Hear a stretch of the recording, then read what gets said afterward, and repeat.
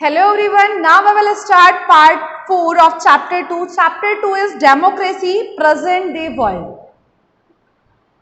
We will continue different form of government, and next form of government, authoritarian government. And authoritarian government is based on the principle that the leaders, देखिए जो authoritarian government होती है इसका base या जो इसका main principal होता है या जो लीडर होता है, सारी पावर्स एक लीडर के पास होती है and not the people, peoples के पास अपने कोई राइट्स नहीं होते, ना कोई पावर होती है.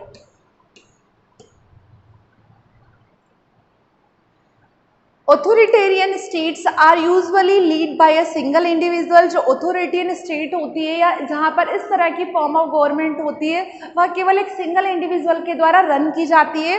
A group of people not elected by the citizen support his her ideology and share parts of state.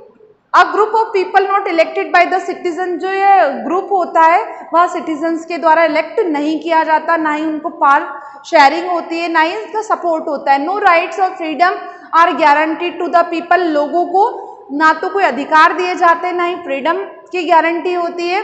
Decent in any form is not tolerated and usually crushed brutally. देखिए क्या होता है,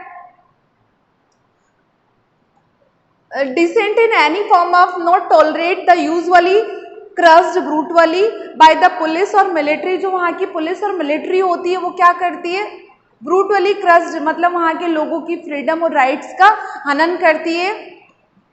Such a government controls not only the political but every aspect of the life of their citizen. अब यह क्या करती है, इस तरह की जो गवर्नमेंट होती है वह लोगों की पॉलिटिकल पावर का ही हनन नहीं करती, बल्कि उनकी एवरी एस्पेक्ट, चाहे वो सोशल लाइफ हो, इकोनॉमिकल लाइफ हो, सबके लाइफ को क्या करती है, कंट्रोल करती है और अपने अकॉर्डिंग चलाने के लिए कोशिश करती है. Authoritarian government is of two kinds. ये जो अथॉरिटेरियन गवर्नमेंट होती है दो तरह की होती है. They are totalitarian government and military dictatorship. ये दो तरह की होती है. First is totalitarian government and second is military dictatorship. अब टोटलिटेरियन गवर्नमेंट क्या होती है, जो totalitarian government is also known as dictatorship. इसको भी डिक्टेटरशिप ही कहा जाता है, उसी की तरह जाना जाता है. Germany under Adolf Hitler, Italy under Mussolini and Soviet union under Stalin. देखिए अलग अलग कंट्री की एग्जाम्पल है. जर्मनी का एग्जाम्पल, जर्मनी में किसकी डिक्टेटरशिप थी, एडोल्फ हिटलर की. इटली में मुसोलिनी की. एंड सोवियत यूनियन किसके अंडर में था, Stalin. Are some example of dictatorship. और यह कुछ कंट्रीज है जिन्हें एज एग्जाम्पल यूज किया गया है. और totalitarian government this regimes use excessive control. और इस तरह का जो शासन होता है वो क्या करता है, एक्सेसिव कंट्रोल, बहुत ज़्यादा चीज़ों को अपने हाथ में कंट्रोल, अपने अकॉर्डिंग कंट्रोल करता है. Violence and military force. अब जब चीज़ें कंट्रोल नहीं होती तो वो क्या करता है, वायलेंस करता है, मतलब लोगों को मारा जाता है, दंगे फसाद किए जाते हैं और अपनी बातों को मनवाया जाता है. और यदि व्यक्ति वायलेंस के थ्रू नहीं मानते तो फिर क्या लगाया जाता है, मिलिट्री फोर्स का इस्तेमाल किया जाता है to rule and control all aspect of the life of the people. जब लोगों की लाइफ उनसे कंट्रोल नहीं होती तो मिलिट्री फोर्स के थ्रू लोगों की लाइफ को कंट्रोल करते हैं. और लोगों की केवल पॉलिटिकल लाइफ को नहीं बल्कि एवरी एस्पेक्ट, मतलब उनकी लाइफ के हर तरह के एस्पेक्ट को, चाहे वो सोशल हो, चाहे इकोनॉमिकल हो, चाहे रीजनल, हर तरह के एस्पेक्ट को कंट्रोल किया जाता है. Political rights and media had no place in such government. और इस तरह की जो फॉर्म ऑफ गवर्नमेंट होती है उसमें पॉलिटिकल राइट्स नहीं होते, मतलब कोई भी राजनीतिक अधिकार लोगों के पास नहीं होते और मीडिया का भी कोई स्थान इस तरह की गवर्नमेंट में होता है. Military dictatorship justify their rule on the basis of political stability. अब देखिए जो ये मिलिट्री डिक्टेटरशिप होती है यहाँ एवरी एस्पेक्ट को कंट्रोल करती है लोगों को, लेकिन किस बेसिस पे करती है कि पॉलिटिकल स्टेबिलिटी लानी है उन्हें कंट्री में या राजनीतिक स्थिरता लानी है. इस तरह से वो इस तरह का काम करती है, लोगों को दबाया जाता है मिलिट्री फोर्स के through.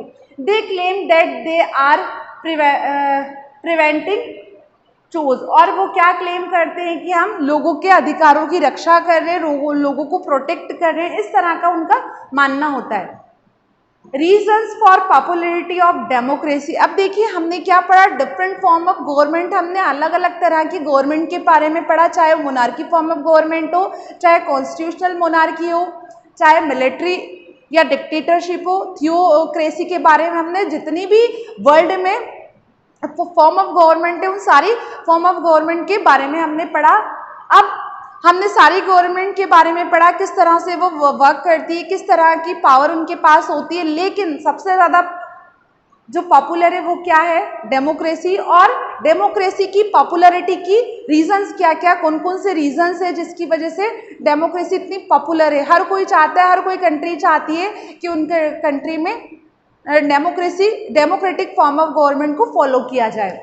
In 1974 there was 30 countries following democracy. देखिए 1974 में लगभग वर्ल्ड की 30 कंट्रीज कौन से सिस्टम को फॉलो कर रही थी, डेमोक्रेटिक फॉर्म ऑफ गवर्नमेंट को फॉलो कर रही थी। टुडे 117 कंट्रीज, और आज का यदि डेटा हम देखें तो 117 countries form of democratic form of government को फॉलो कर रही है, have made a successful transition of democracy. यह एक क्या है, एक सफल ट्रांजिशनल फॉर्म ऑफ गवर्नमेंट है। Popularity of the democracy can be attribute to the various factor, और जो डेमोक्रेटिक फॉर्म ऑफ गवर्नमेंट की पॉपुलरिटी वह अलग अलग फैक्टर्स पे वर्क करती है। अलग अलग फैक्टर्स के कारण जो डेमोक्रेटिक फॉर्म ऑफ गवर्नमेंट है वह इतना पॉपुलर है या इतना प्रसिद्ध है।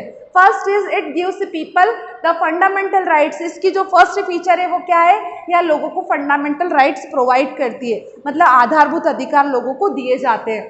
To choose those who govern them, जिससे वो क्या चूज कर सके कि उन पे कौन शासन करेगा, by free and fair election. और किसके थ्रू यह करती है, फ्री एंड फेयर इलेक्शंस के थ्रू अपने रिप्रेजेंटेटिव से अपनी गवर्नमेंट को चुनते हैं। Second is the government is accountable to the people. देखिए जो गवर्नमेंट चुनी जाती है वह जवाबदेही होती है किसके लिए, अपनी प्रजा के लिए, अपने रीजन के लोगों के लिए, अपने देश की जनता के लिए। Next is the government can rule only for the fixed tenure. और जो गवर्नमेंट इलेक्ट की जाती है सिटीजन्स के थ्रू वह क्या होती है, कैन रूल, वह केवल रूल कर सकती है only for a fixed tenure. उनका जो फिक्स्ड कार्यकाल होता है केवल उसमें ही वह शासन कर सकती है। यदि भारत में कोई गवर्नमेंट चाहे कि वो 5 साल से ज़्यादा शासन करे तो ऐसा नहीं हो सकता, क्योंकि हमारे कॉन्स्टिट्यूशन ने कुछ जो टाइम है वह फिक्स किया है रूलिंग गवर्नमेंट के लिए। Next is democracy is seen as a means of achieve security, stability and prosperity. जो डेमोक्रेसी है उसमें बहुत सारी अलग अलग फीचर्स देखी जाती है, जैसे कि इसमें सिक्योरिटी है, सुरक्षा है, स्टेबिलिटी स्थिरता है, प्रॉस्पेरिटी समृद्धता भी है ऑफ द कॉमन पीपल, मतलब इसमें कॉमन पीपल की सिक्योरिटी है, स्टेबिलिटी एंड प्रॉस्पेरिटी भी है। इट मीन्स जो डेमोक्रेटिक फॉर्म ऑफ गवर्नमेंट है इसमें कॉमन पीपल के बारे में सोचा जाता है, उनके पास अपनी कुछ पावर होती है जिसके थ्रू वो क्या कर सकते हैं, गवर्नमेंट को कंट्रोल कर सकते हैं।